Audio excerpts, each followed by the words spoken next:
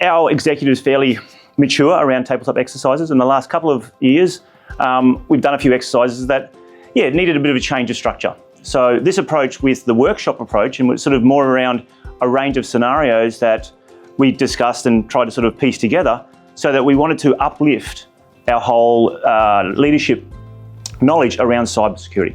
So that exercise, looking at how we can focus on cyber around our CIRP.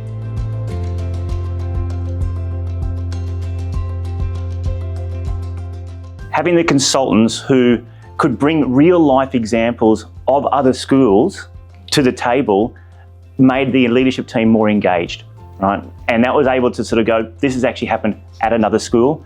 So therefore, it's not just some story that they sort of made up off the web or sort of cobbled together. It was a real life example that they could go, this happened at another school, and then they were able to morph and change the discussion around the responses across the table. And they were able to engage the entire leadership team in those discussions, so that everyone was sort of aware. And knowing schools, knowing our school, and knowing how schools operate, and people defer to the senior leadership, but then also being able to bring in the others and enabling them to ask questions, put them at ease in that whole process. So that was fantastic.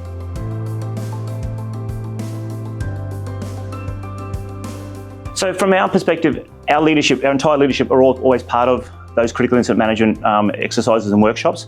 So that was an easy part of our process. Around the cyber particularly, enabled us to give our leadership a better visibility and understanding of what the tools IT have got and what we've got in place today. Discussions around antivirus, what it does do if we need to lock down a machine, talking through the backup process, and giving them an opportunity to go, oh, we do backups, great, but hang on, now we actually put it here, this is what it's done, we make it immutable, what does that mean? We can talk through those sorts of things. And the exercise really enabled us to have those conversations. The consultants were able to bring them in, encourage myself and another IT staff member to add that value in there, to talk to our leadership team and have those opportunities to go, this is what it means and this is how it works. And in a case of a cyber incident, these are the steps that we'll be actually undertaking in that process. Oh, look, I'd encourage any schools to take that leap. Cyber is a big thing. It gave us the opportunity of really emphasising it's not just an IT issue, just because it's in technology, right? That's really important. So definitely, build that knowledge, work with it in simple English terms and language, and try to understand what it does do, how your school infrastructure and technology will work and will support the protection of the school information.